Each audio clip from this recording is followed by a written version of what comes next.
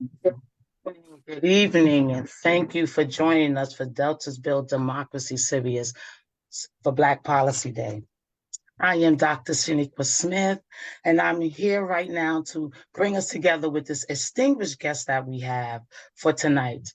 So for this webinar that we have, which is our third webinar for our Black Policy Series, we'll discuss the history and the legacies of our African American organizations that have brought us together. But before we get into our tonight's topic, I want to leave room for our distinguished guests to introduce themselves. So I start out, as I said, I'm Dr. Shaniqua Smith, a restorative practitioner.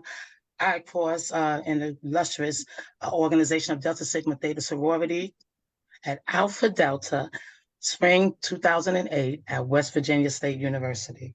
I am currently a member of the Charleston Institute Alumni Chapter, where I serve on a few committees, and I'm also a co-chair of the Social Action.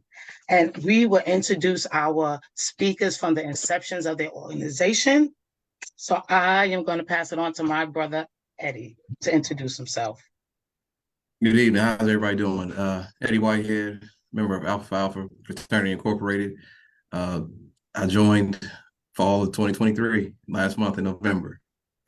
So, I'm currently employed as a police officer, and I'm just looking forward to just seeing where we can help and get our voices heard. Thank you. Ms. Karen?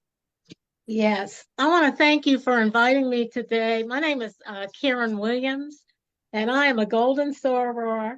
I was a charter member of Eta Zeta chapter. We chartered the first AKA chapter in a predominantly white college with AKA here in West Virginia. And being a Golden Soror, I've seen a lot through the years. But what I do want to say is that I am the connection chair along with Jana Coleman for the state of West Virginia. I'm currently a member of Gamma Chi Omega in Morgantown, West Virginia. And it's just a pleasure to be here to share some of our initiatives here with you today. Thank you. Brother Bobby. I'm Bobby Robinson. I'm sorry if I can't have my camera on right now because I'm driving, but nevertheless, I'm just leaving church. But I'm Bobby Robinson. I crossed in spring of 1985 at West Virginia Institute of Technology, Gamma Lambda chapter. I've, of course, been in the frat now for 38 years and seen, just like Karen said, seen a lot of things transpire over this many years. And again, it's a joy to be here. I work at the insurance end. I'm an insurance professional here in Charleston, and been doing that for 30 years, actually. And again, try to do as much as I can to continue to uplift the community. And that's basically it.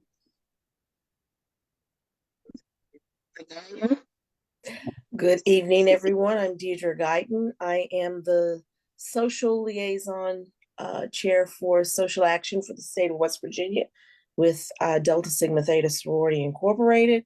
I have been a member of Bluefield Alumni Chapter for 24 years, and I am currently the Vice President for Corporate Development at Bluefield State University. Thank you, Soror. Shaisha? Good evening, everyone. My name is Shaisha Langley. I graduated from West Virginia State University, where I joined Zeta Phi Beta Sorority Incorporated, the Iota Beta chapter. I am currently grad chapter's president, which is Alpha Alpha Xi Zeta here in Charleston. Thank you so much. And thank you all for being part of the Divine Nine, but we have other organizations, African-American organizations that have been bedrocks in our community. And I would like to start with introducing one of them, even though he is a bro, but Mr. Kenneth Hale. Good evening, everyone. Retired Lieutenant Colonel Kenneth Hale, and I'm a member of Washington Lodge number 4, a free and accepted Masons Prince Hall affiliate of the Most Virtual Grand Lodge, Prince Hall Grand Lodge of West Virginia, where the Honorable Most Virtual Grand Master Kelvin H. Elmore serves as our current Grand Master. And hopefully I can bring some historical perspective to this meeting tonight and from a civil rights perspective. I yield back. Thank you so much for your participation. And I would like to also introduce our delegate Hollis Lewis was also serving 2 roles as our frat brother, but also serving as our delegate. Hello, how you doing? My name is Hollis Lewis. I'm a delegate in the West Virginia House of Delegates, representing the 57th district. I'm also a member of Omega Psi Phi Fraternity Incorporated, Xi Alpha Fall 2021. In addition, I am the CIT director at First Choice Services in West Virginia. Well, thank you so much for your introductions. And as we can see, we definitely have a distinguished guest, not only for our organizations that we have been a part of for a long time, but also for the work that we're currently doing in our communities. And so now we're going to open up the space for each individual to actually, Trina, I didn't see you, Trina. There you go. Thank you before I go for Trina, there you go.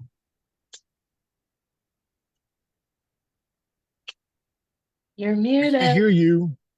You're muted. Okay, here we go. Let's try this again. Good evening, everyone. Thank you for the invitation to take part in this webinar. I am a member of the Alpha Kappa Alpha Delta, which is Alpha Omicron Omega chapter at Charleston Institute. I'm also representing the Link Incorporated, in which came in 2019.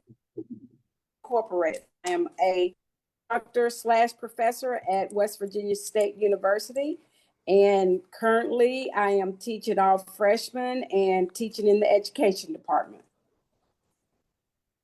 Thank you all for being here in this space and be able to share this history. And so the purpose of us all coming together is, first of all, for us to remember and acknowledge the work that our ancestors have did and the shoulders that we are actually standing on. And most importantly, to educate our communities of the different work that all our organizations have contributed to. And I know we stand proud in all our different organizations, but one thing we all come together, especially as we form the National Pan-Hellenic Council, where we all come together with our unique perspectives to make sure that we work together to support our community economically, educationally, financially, and in our health.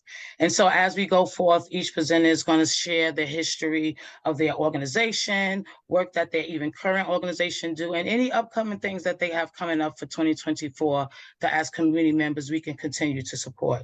Because as we continue to support our community, we continue to build our civic engagement throughout.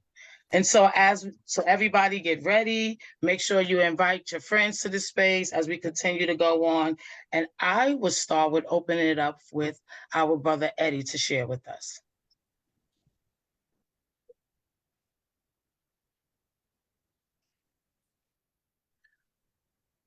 So one of the national programs for Alpha Alpha Fraternity Incorporated is Voteless People is a Hopeless People. We go out, register people to vote. Started in the 1930s where, we initially got the right to vote, but we were prevented from voting through poll taxes and all the other kind of racist taxes that was used at the time. So we mobilized to get as many people as we could to register to vote, because we all know that if you don't vote, you don't necessarily have a voice.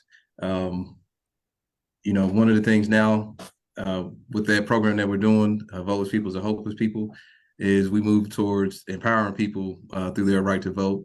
And we also, host town hall meetings and things of that nature as an organization for Alpha Alpha.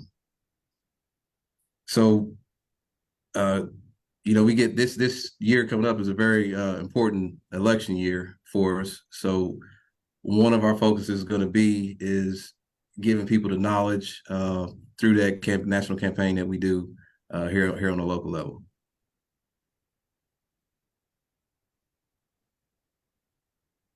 Thank you so much for sharing the work that you all are currently doing and how we can actually come in and be a part of that. And now I'm going to pass it over to Ms. Williams. I am just so honored to be here to speak with you today. Alpha Kappa Alpha sorority was founded in 1908 during the times of segregation, and women couldn't even vote. So we have come a long, long way with the political action that we have. Our program is called Connection and Social Action. And we try to connect not only with our sorors, but we like collaboration also.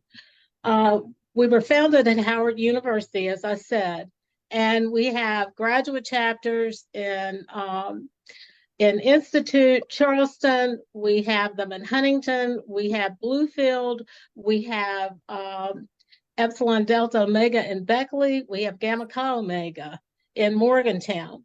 And we work together with our national initiative, which is currently soaring, because we want to be able to soar above and see what's going on in our country, and also to be integral in what's happening in our communities. We have undergraduate chapters at New Chapter, West Virginia State University, Eta Zeta chapter in Marshall University, Eta Omicron chapter of WVU, and we have New Pi that's being rejuvenated in Beckley. Also Bluefield State, we have another undergraduate chapter there.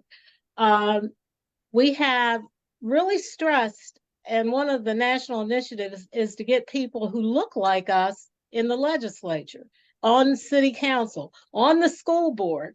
And currently we have elected officials that have served, such as Soror Marie Red, who was a senator in our legislature. We now have Delegate Anitra Hamilton, who is from Morgantown, who is representing us in the legislature.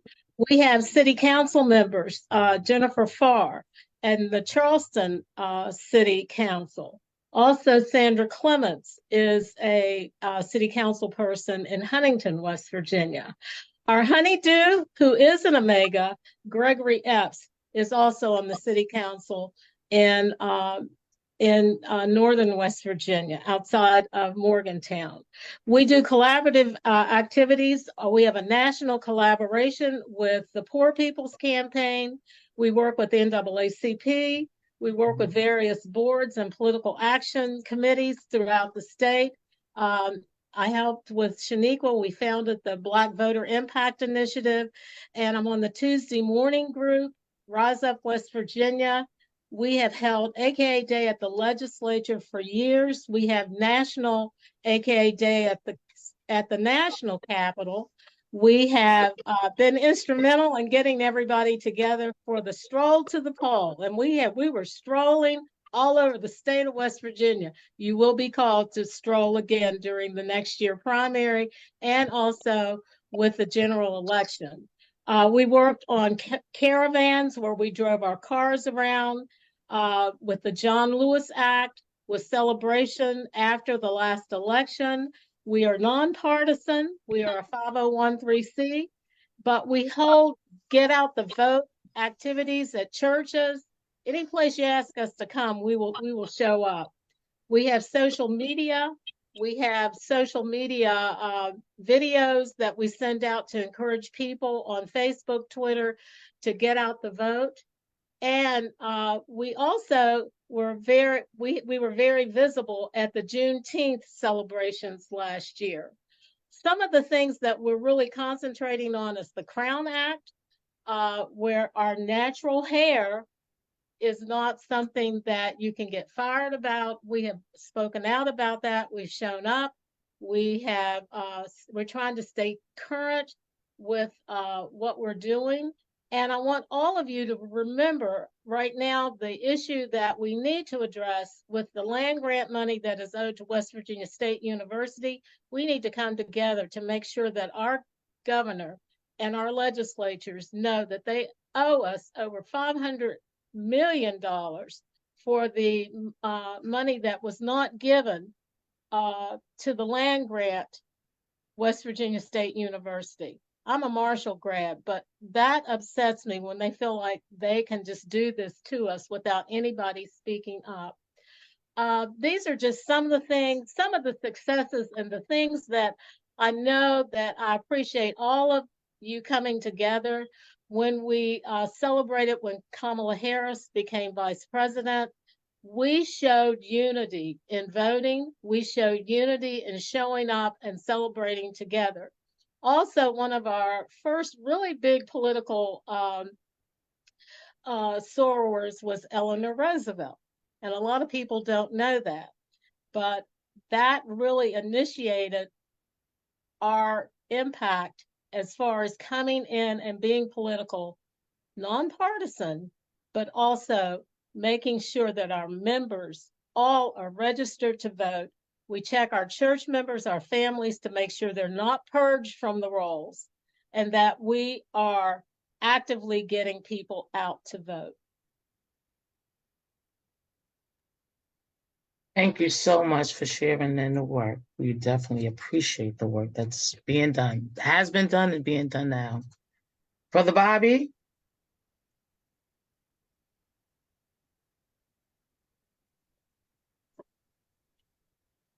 Trying to come off of mute, Dr. Shaniqua. There we go. All right. I'll pull it off the road so I can talk and see y'all. All right.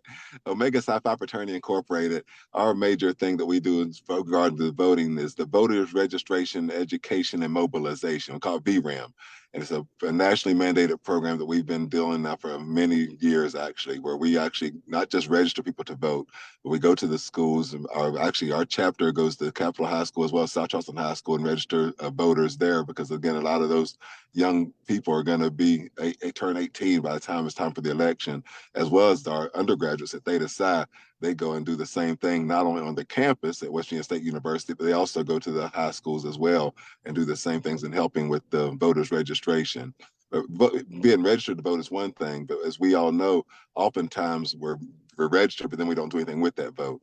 Henceforth, we try to make sure we educate people regarding the various issues and the various policies and the various situations that are at stake. So therefore, we can make sure we're most intellectual and most wise in our decision making with the way in which we do want to pool our voting together and try to rally people behind common sense type of matters that's going to be the most beneficial, in particularly to us people of color, in particular Black and brown people. And then not only do we do the education, we also do the mobilization. Because again, oftentimes, again, we have a large aging populace that do not have transportation to get to the polls. We also have a marginalized population that sometimes don't have transportation to the polls. So with those things being in place, we try to make sure we do get partner with various churches and other community organizations that we can utilize their buses and do things of that nature, and or even our own personal cars, to make sure we're taking people to the polls and making sure that everybody has that opportunity to get to vote. That's on our national level. Some of the things that we've been able to do, and Sister Williams mentioned, my best friend actually is a councilman up in Morgantown, West Virginia, actually in Star City, West Virginia, Dr. Gregory Epps, yes. Star City councilman. We have, again, one of our very own brother Larry Moore, who is a city councilman here in Charleston, West Virginia, Ward 4. And of course, you've already heard from our dear distinguished brother, Hollis Lewis, who is a House of Delegate representative as well. So we do strive to make sure that our brothers are engaging and working in the various fields of political power and making a difference where we can and every way we possibly can. And not only that, look back through history. And again, not going to give a history lesson, but as we all know, when all of our organizations were started, most of our organizations were started we were not even considered as humans, let alone people. We were just, really put down and really in a horrible state of affairs. And one of the things that I know Omega was really big on was we was birthed out of conflict, we was birthed out of fighting, birthed out of going against the grain. Because again, even at a HBCU, because we were the very first Black fraternity to ever be founded on the Black college campus. There had never been another Black fraternity to come together and be at a Black college, to be founded at a Black college campus. But they didn't want to happen. So we had to had to go against the grain in that regard. And we was able to get us not only founded there, but also able to make it get chartered and become internationally organization, which took a lot of work and a lot of effort. But we always have had to go through so many different things like that. That makes it a natural thing to do when we're trying to make policy changes and trying to make sure that we are getting the rights and getting the opportunities and the accesses to the things that we should have. We're willing to go for it and fight for it in the same kind of zeal and same kind of fervor. One of the things just one other note is some people's I mean everybody's not some everybody's heard about how crazy DeSatan is right now. I'm sorry, I just said DeSantis. I'm sorry, but everybody has heard of all the things that all the policies, all the things that he's doing. But we have our national our conclave is scheduled to be down there in 2024. It was a big ruckus. All kinds of fighting amongst ourselves about this scenario, whether or not we should go. But Omega Men have never ran from anything. We find a fight and we get in it. So therefore we're saying we're going to Tampa. We're going there and we're taking hundreds of books to every single after school program, every single program that has down there, all the banned books that the Satan's banning, we're taking. That's the ones we're buying. We're taking them down there. We're gonna give them to these kids. We have programs set up reading programs with the thing. We're doing trainings for all the after school programs in our communities, in the Black community and so forth. And we're also going to Tallahassee. We're also going there too to do the lobbying when that time comes as well. So we're not gonna fear a fight. We're gonna jump in the fight. So therefore, we're gonna make a difference. That's what we're all called to do: is making a difference in the lives of Black people, and that's what we're striving to do in the best way we possibly can. So, Dr. Shaniqua, again, I always applaud you. I love you and appreciate all the work that you do. Thank you. Well, thank you all for the work that you all continue to do, especially with the voting. And I want us to definitely be aware that in the primaries coming up, this is when a lot of judges are elected. So we need to make sure that we educated and we active, because a lot of people pass the primaries and then they just wait for the general elections. But our local elections are just as important as our national elections. So we want to make sure we all do our diligence and educate our communities to let them know that this primaries, yes, we got to go into the general, but we want to make sure that our judges that are being elected, that we are aware of what they're going on.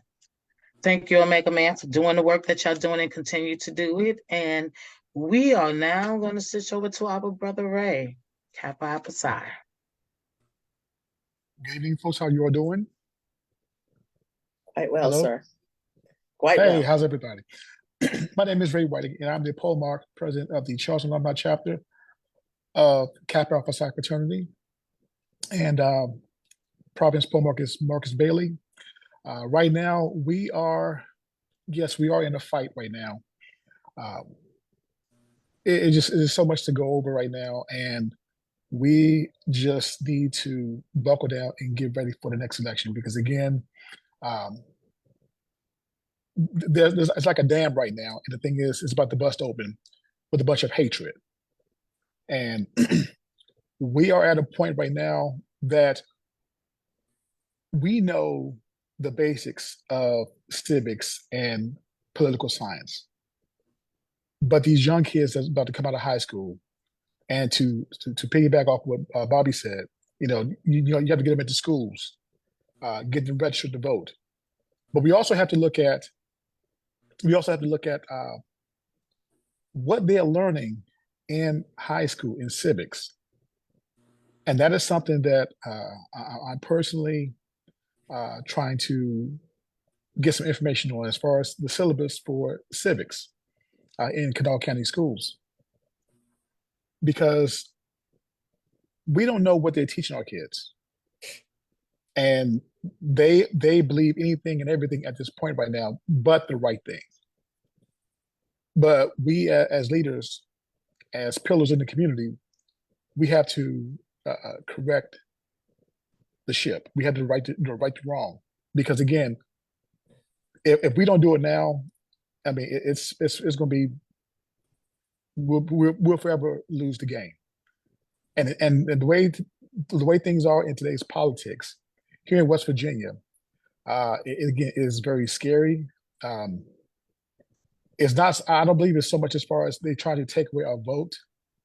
They can. I mean, again, we're outnumbered to begin with, and our strongest suit, our strong points will be in Charleston, and everybody else outside, I mean, it's pretty much 99% white or Republican control.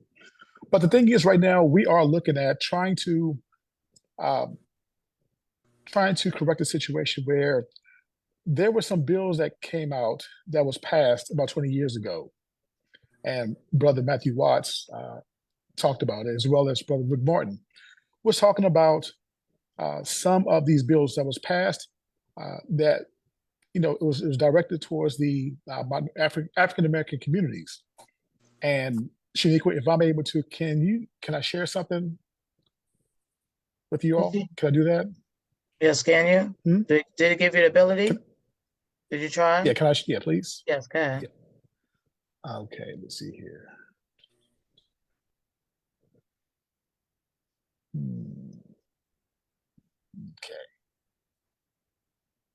Okay. Okay, so maybe it won't let me. Okay. Well, there was a bunch of bills that was passed, again, about 20 years ago. And the thing is, it was a matter of funding these bills that was passed. The problem is right now, no one is putting money into these coffers here. And so what happens is we're trying to beat the doors down and get folks, get these legislatures to say, hey, listen, this is what was passed. Please fund. Now, according to the governor, he said that there's a $1.7 billion surplus. I know there isn't. And so it's a matter of redirecting some of these monies into these other coffers. And basically, it's from the CARES Act, from COVID money. But the thing is, that money can be used for our communities. And that is something that we are trying to tackle, trying to overcome. And again, right now, we're just at a point, it's all hands on deck. And we have to do all what we can to right the ship and everything. And again, let Black folks have a fair share of what is due to us. Let's have a fair share. I yield back to you. Brother Wright, and we thank you, appreciate you for your sharing, and definitely have to be equipped and ready for this upcoming legislative to have these conversations that we need to have with these legislators. Next, I am pass it on to my soror, Dr. Dr. Guyton, sorry sis, to talk to us about our beautiful sorority.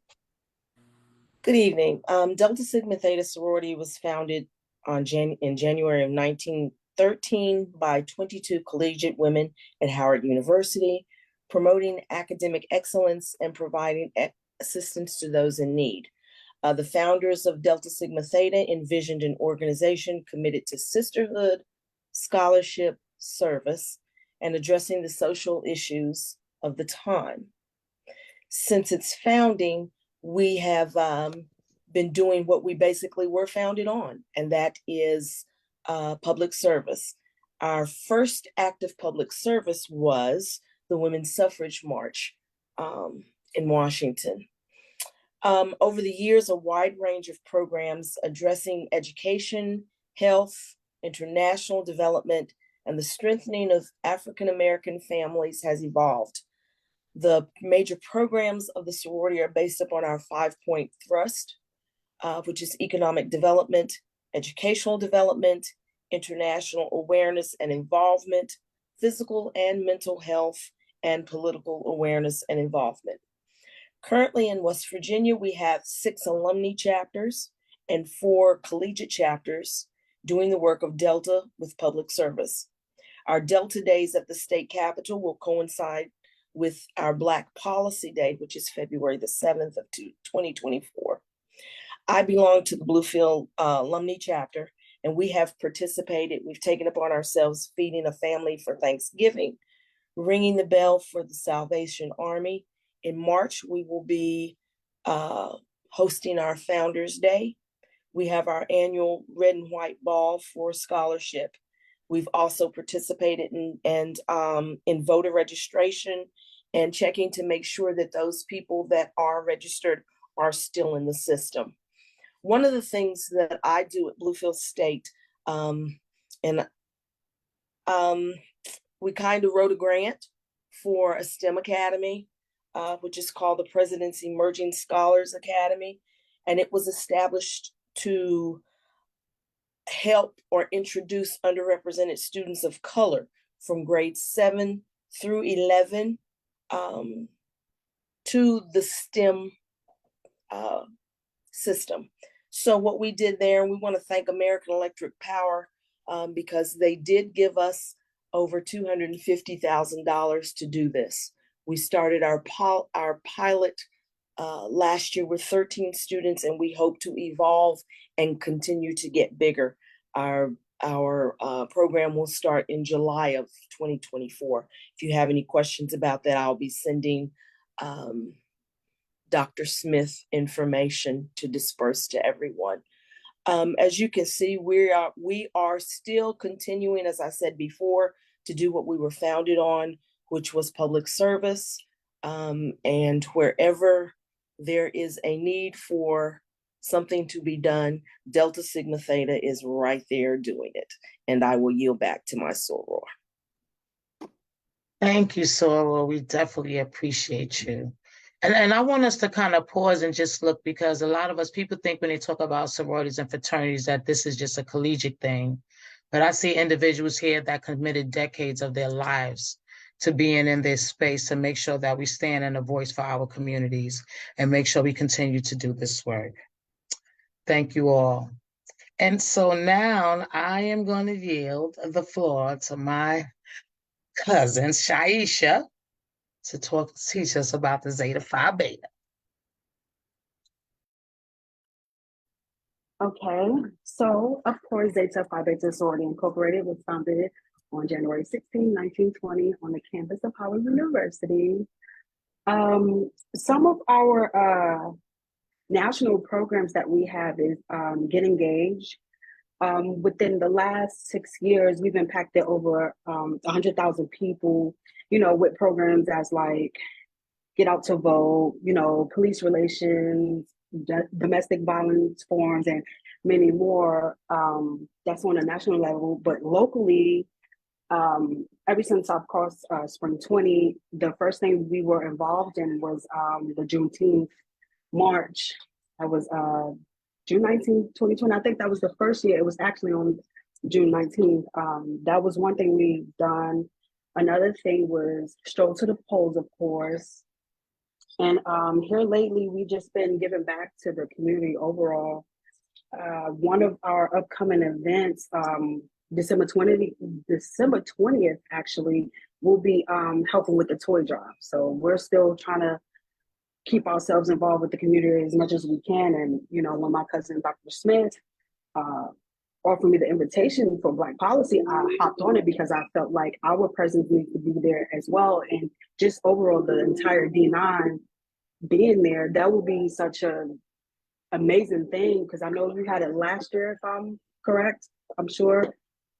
But yeah, this would be such a great honor just to have us all there and representing for the community just alone.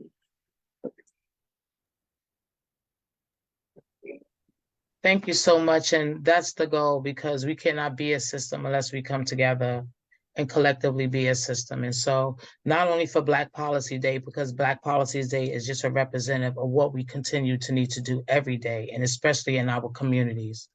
And so thank you all for representing, as we call the Divine Nine, and these Greek organizations that most of us been in existence over 100 years. And so that we're definitely standing on the shoulders of our ancestors as we continue to do that work. But we don't only have the Divine Nine, we have historic African-American organizations that have been in our community even as long, doing the work and sustaining our people. So I definitely would like to yield the floor to our brother, Kenneth Hill, who actually is wearing 2 hats. Again, good evening, everyone. I'm here to represent the Prince Hall Masons jurisdiction of West Virginia. I would like to say I am a lifetime member of the NAACP, former state conference president of the NAACP, former branch president in Charleston, and I'm a lifetime member of Omega Psi Phi fraternity, which I joined in 1974 at Marshall University, Huntington, West Virginia. But as I'm here to talk about Prince Hall Masons, I thought it would be easier because you can tell I'm a member of Tuesday Morning Group, so I kind of don't want to duplicate what others have said. I just want to give you a list of folks who are Prince Hall Masons that are part of our Black history. And if you'll stay with me for a second, I'm going to read their names. And if you're not familiar with them, I can send you a link. But here it goes. In athletics, Ralph H. Metcalf, the Olympic champion. Scottie Pippen, the Chicago Bulls. Sugar Ray Robinson, mid and light heavyweight champion. Julian Bond. Thomas Bradley, mayor of LA. Emmanuel Cleaver, mayor of Kansas City. Dwight Evans, Pennsylvania State Rep. Medgar Wiley Evers, the NAACP field secretary. Chaka Fattah, a congressman. Wilson Good, first Black mayor of Philadelphia. Augustus F. Hawkins, congressman. Benjamin L. Hooks, former executive director of NAACP. Vincent J. Hughes, state rep and senator. Reverend Jesse Jackson, Kwasi Mfume, Charles Rangel, Al Sharpton, Carl Stokes, Louis Stokes, Michael C. Watson, Lawrence Douglas Wilder, Andrew Young, and Commerce, James Fortin and Richard D. Gidron. Education, W.B. Du Bois, Benjamin Mays, Booker T. Washington, and Charles H. Wesley. Entertainment, Edbert, Austin Burt Williams, an actor and comedian. Exploration, Matthew Henson, Samuel T. Daniels, A. Leon Hickenbottom, Harry A. Williamson, Timothy Thomas Fortune, John H. Johnson, publisher, Ebony and Jet magazines. Robert Sinstack, Abbott, the founder and publisher of the Chicago Defender. And labor, A. Philip Randolph. Law, Thurgood Marshall. Military, Daniel Chappie James. Music, William Count Basie. James Herbert U.B. Blake. Nat King Cole. Edward Kennedy, known as the Duke Ellington. Lionel Hampton, William C. Handy. And religion, Richard Allen, the founder, First Bishop, AME Church. And I would like to mention those names because if you know anything about them from your Black history lessons or readings, you know, these people were very involved in our engagement. And we are named after Prince Hall, who was one of the original 15 founders of Prince Hall Masonry. They were part of a Boston British military regiment. And when they got the opportunity to join the lodge, they weren't able to operate on their own. So they petitioned the United Grand Lodge of England in 1784. Now, I know that Alpha's on here, but the oldest fraternity in America is Prince Hall Masons. In 1787, we were granted a warrant to operate as a Grand Lodge in the United States. We're in 47 states. I say that even though there's 53 states are combined with other jurisdictions because of other numbers. We currently have 275 members. Again, regurgitate and we'll piggyback on what Ms. Karen Williams say with a slight correction. It's close to $853 million that the state should have paid West Virginia State University and land grant monies. And we're encouraging people to join in that discussion. We also would like people, as a member of Tuesday Morning Group, carry this a little bit further and create not only a divine nine, but a talented 10th, as Dr. W.E.B. Du Bois talked about, of putting these organizations. So it's not about the small numbers of our lodges or our chapters, but the greater symbolism and representation we'd have if we combine our efforts and join as one speak. I yield back my time. Thank you so much for sharing in the history and the work, and not only the past history, but continuing to do the work presently as you all doing. So thank you very much. And now I would like to yield it over to my social action buddy out here doing the work, Trina, for the links. Hello, I'm back. Hello, I am representing the Links Incorporated. The Links was founded in 1946 in Philadelphia during World War II. And it's a group of women that came together as friends and started out as a club. Then they started doing social action things. The meeting started on November the 9th. Now, let me tell you a little bit about the Charleston Institute chapter. Charleston Institute chapter was established May 12th, 1951, and is one of the only 2 chapters in West Virginia. We are committed to transforming our community and fulfilling our purpose. We accomplish this through 5 programs. We have 5 facets that we work with every year. We have services to youth, the arts, national trends and services, international trends and services, and health and human services. So we concentrate mostly on the youth. Some of the things we've done in the community, we have a Martin Luther King celebration every year at the Martin Luther King Center. If you have not been to that, I highly recommend you come in 24. It's a big community event. We celebrate our history. We celebrate Martin Luther King. The students are involved, kids are involved, parents are involved. It's a way to come together and celebrate our history and to celebrate Brown people. We've been around, we're very active in our community. We don't do a whole lot like getting out the vote, but we mainly work with the youth. We have a STING program at Mary C. Snow. We will be working with the Upward Bound youth in things like planning and career services.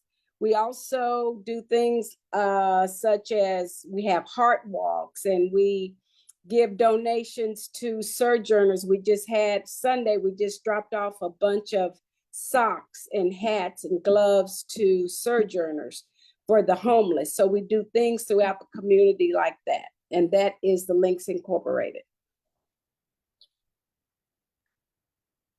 Well, thank you so much, Sister Trina, for all the work you and the Links continue to do in our community, especially with our youth, because our ancestor Frederick Douglass said it's easier to build strong children than to repair broken men. So it's so important that we continue to be that village and garden around our youth. And so I thank you all for working in these organizations and standing for years and decades on continue to do this work. But we know that we haven't had decades of space in politics and in legislative and in power. And so we constantly have to continue to create that space. And so we're very proud of our delegate, Hollis Lewis, who is there on the trenches. And we want to make sure that we align with our delegates and make sure that we as a community are working together to make change. And so I'm going to yield the floor to our delegate Lewis to speak to us in this space. All right, thank you for having me. One of the primary things that I want to speak on today is Miss Karen and Coach Kenny mentioned, West Virginia State is owed nearly $850+ million. Now, again, West Virginia is not alone in this. There's been 16 other states which have been underfunded by their various states. When we look at it, 2 states have been able to recoup some of those funds, and that's Maryland and Tennessee. They've been able to do that not through legislation, but through lawsuits. So I've been working diligently with various organizations, kind of on the back end, particularly Pastor Watts, Dr. Friesen, Shaniqua Smith, and various organizations. In addition to, like I said, Maryland and Tennessee, there's currently suits going on. So North Carolina is in lawsuit or beginning the lawsuit, initiating it, and Florida is too. And the good thing about North Carolina is that we actually have an attorney on that team who is from West Virginia, William Harding. So we've been in discussions. So he's wrapping up a trial next week. So what we are going to do with the various organizations that I mentioned and anybody else that wants to take part in this, I want to have a conference call with Attorney Harding and some of our, myself and Sean Horbuckle and Anitra Hamilton, our legislators, and various community group organizations to see, as far as the strategic point, is how we can actually get this, because we're not going to get it through March and we're not going to get it through Peel. Again, I plan to write a bill in order to get some of this money, but we have to attack this from all fronts. We need to attack it from a grassroots standpoint. We have to attack it legislatively. And most important, we have to attack it through our court system. And with that, we are going to need support from every organization on here, all your friends, anybody that you know. We are going to need a plethora of support to really come as one to actually recoup any of that money that we hope to see. In addition, I want to say that, again, we've mentioned voting on this call, and that's very important. So I don't want to, say it's not. But we have to start speaking with our dollars. Not only do we have 3 legislators, myself, Sean Hornbuckle, and Anitra Hamilton, we are the only African-American Black legislators in the West Virginia House or Senate side. We have a plethora of city council people throughout the state. We have a couple mayors, and we even have a judge, at least on the state level. So what I want to really see is that not only do we have a Black Policy Day where we try to get our issues out, but we need to have a Black fundraising day. We need to actually speak with our dollars. It's just not enough to do in kind. It's not enough to vote no more because elections cost money. And we're talking about some of these tight races. We're talking about going up with a contingency of Republicans who are highly organized and highly funded. So not only are you talking about a Black candidate, but you're talking about a Black Democrat candidate. Again, I understand that a lot of the organizations, we are nonpartisan. However, I would like to see us at least, loosely affiliated through our Divine Nine connection. We need to start thinking PACs. We need to start thinking pooling our money and actually, supporting candidates who we feel like have a strong chance to win. So that way, not only do we have a voting interest, but we also have a financial stake. Because when you do have a financial stake, your phone calls get answered a little bit quicker than maybe not. So, and not only just Black candidates, candidates around the state who are representing our interests, representing our district. So I would like to see us be a little bit more strategic in how we play this political game, not only from a standpoint of how we traditionally know it, but from a modern standpoint and a more direct path in order to get some of the things that we want done and have our voices thoroughly heard. Again, I thank you for having me, and I yield my time. Thank you, Delegate Lewis. We definitely appreciate that. And speaking on putting some work on the HBCU, the Tuesday morning group is organizing a rally December 12th, which is during during interims. And this would be 9 a.m. at the Capitol on the Lower Rotunda. And so if you can, this would be Tuesday. Upcoming interims would be Sunday to Tuesday. And so on December 12th, the Tuesday morning group, along with other allies, will be there at December 12th at 9 a.m. to have a rally to actually start putting some education and getting some answers to this. Because if we don't stand for ourselves, no one is going to stand for us. And speaking of interims is a time that we need to take some time to engage. A lot of times we're taught to wait till February when legislative comes to fight off a lot of bad bills, when we need to get on agenda early. So interims are very important. So the next interim will be December 10th to 12th. This is the best time for you to go down to meet with your lawmakers, because many of your lawmakers have no idea about what is going on in our communities and what is the recommendations. And so we need to come together and find out what recommendations we would like towards our legislators. And also we need to talk to them to find out what bills that they have coming up, what different bills are coming up. We want to make sure that we're aware of that. And I also want to thank our caucus. We have our Democratic caucus that if your organization have any bills or any issues that they would like to do during legislative season, you can make an appointment to meet with our Democratic caucus on Tuesdays at 5:30. And so this will be a space for you to for us to start aligning instead of waiting up there and just to be defensive. And so I just want to thank all our panelists tonight for sharing with us and showing us not only the work that has been done, but the work that is continued to be done. Let us continue to create these spaces where we can commune with each other, educate each other, and make sure we all strategic as we continue to go out and do this work. I want to also invite you all to a couple of events that's coming up. We do have a webinar. Our next webinar will be January 16th. A few days after session start, and this webinar will focus on the power of our story. Many times we are intimidated to deal with our legislators because we think about what we don't know, but it's important for us to go with the information and the recommendations that we do know to educate our lawmakers. And so what problems we have in our community that we can turn to policies. As community members, as thought leaders in our community, it's our responsibility to come together to find out how we can take the issues in our community and turn them into policy. Also, the women of the NAACP is actually having their dinner with the Herbert Henderson Office of Minority Affairs. And this will happen Sunday, December 10th at 12:30.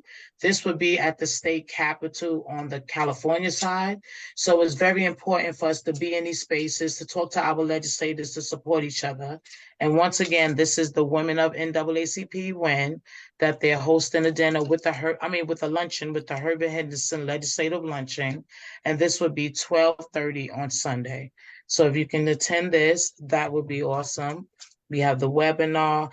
And also, my chapter of Delta Sigma Theta Sorority is hosting the screening of The Color Purple on Sunday, December 17th. And so this is a time for us to support not only our movies, but also for us to come together as community members and enjoy each other, and also bring our kids out, good family members. So we would appreciate you all if you can come and support that space right before the holidays. And also, we have a few minutes left, so I really would like to open up this space to our panelists or to address any questions that I haven't seen in the chat. Dr. Shanika Smith? Yes. Brother Hale here. I would like to add value to something Ray Whiting mentioned earlier and Hollis alluded to about the legislative fight for the West Virginia State University land grant monies. I would like to refer to, again, a historical document. 20 years ago this month, the Select Committee on Minority Affairs put out a 23 findings of fact and 36 recommendations to continue to doing an analysis of the African-American population here in West Virginia.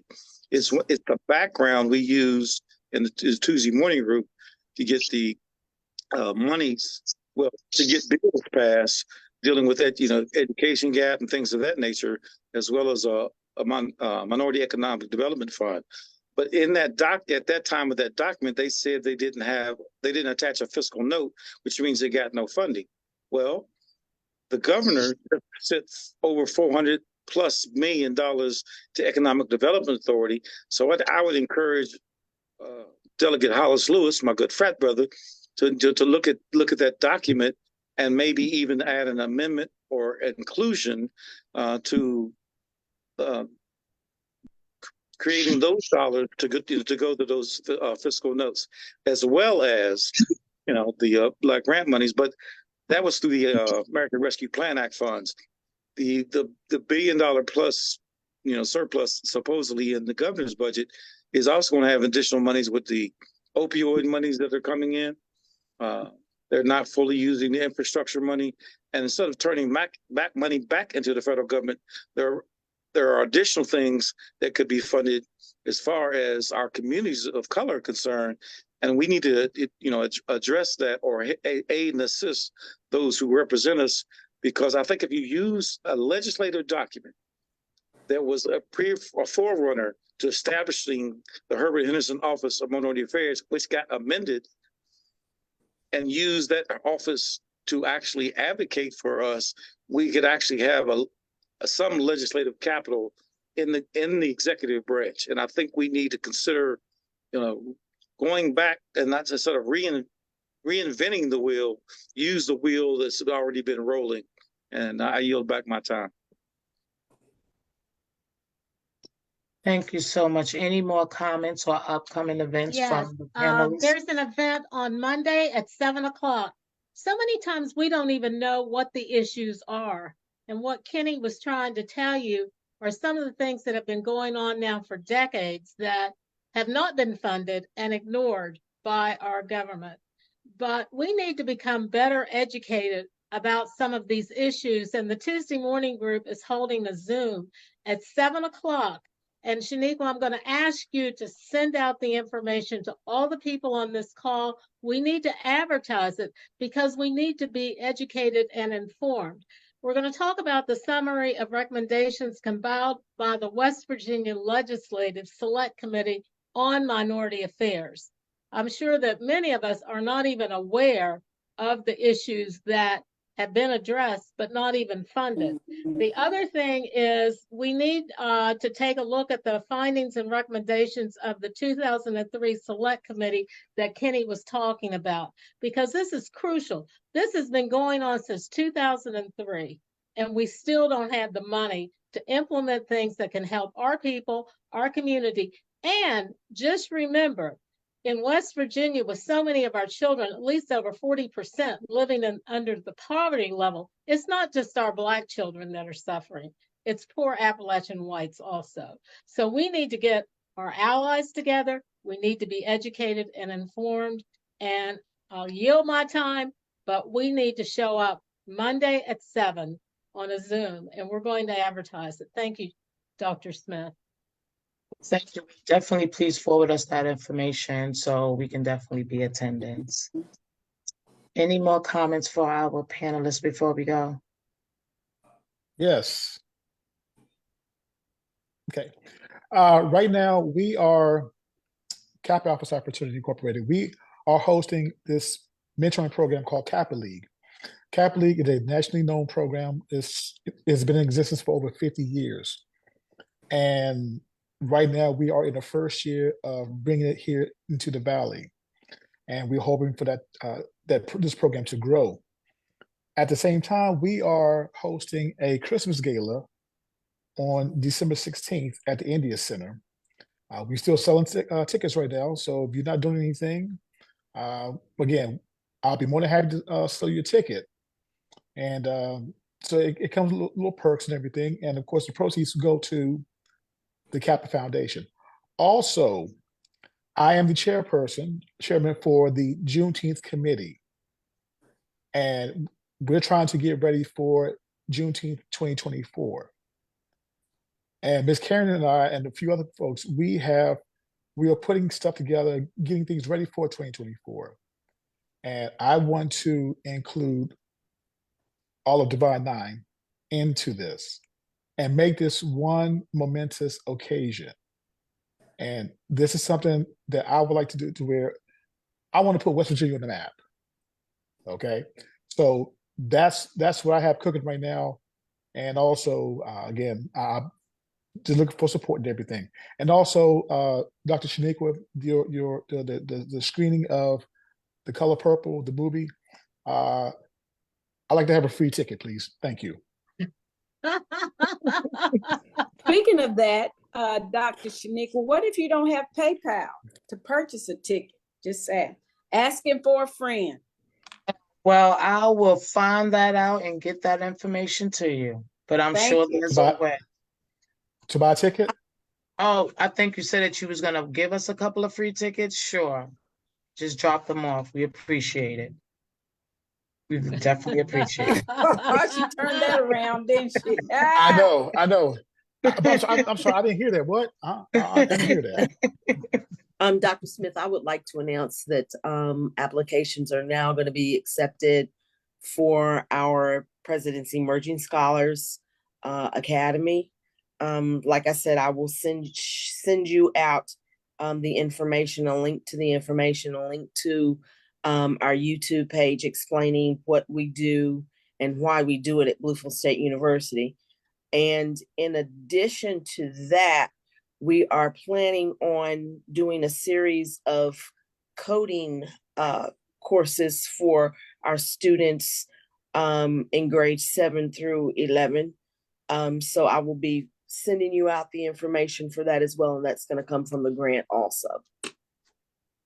Well, thank you, Dr. Guyon, for informing us in that. And we definitely need to create the space for us to know what's going on, because I know Ray just said that the Kappas is having a gala on the 16th. And I also know Keep Your Faith Corporation is having their mentor gala on the 16th. So we want to make sure we get together, because it's enough for us, but if we can have a gala every other week, that is great, but we don't want to have them on the same night, because we're trying to be, there's only a few of us, so we're trying to be everywhere. Right, so right. Make sure that we support them. Mega in Morgantown is having a paint and sip for scholarship fundraising on the 17th in Morgantown. So I would be there at the Color Purple, but I've got to be in Morgantown because we're raising money for those students there. There's enough hands we need to be in every community. And, I just appreciate what you're doing here today. And hopefully we can come together and become a unified voice. That's what we need here in the state of West Virginia. that's what we're working towards. I want to thank you all tonight for the giving of your time, the sharing of your wisdom. This is not the last time for us to get together to continue to build these spaces so we can build our people. Thank you, everyone. And if you want, let everyone know that these recordings will be on our Facebook Live so they can look at them later and check them out. And we look forward to seeing you all in interims. And if we don't see you in interims, we see you at our next webinar, January 16th. Good night, and everyone take care. Quick public service announcement. Bishop Haley, A More Excellent Way, is asking for emergency donations for their toy drive that they want to give out. Evidently, you know, with COVID and all these other things and this gas crisis here on the west side, they're running short on the contributions. So if you can introduce it to your organizations or to people within your circle for this Christmas holiday, please give the More Excellent Way. It's at 5 Corners here on the west side. Bishop Haley.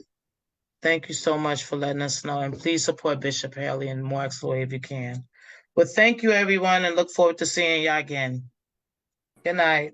Good Thank night. you. Good Thank you night. for the How y'all invitation. take it? Thank Yeah. you. Good night. Good night. This was God bless. great. Happy holidays to everyone. Happy Merry holidays. holidays. Christmas. Happy holidays. Merry Christmas. Okay, bye.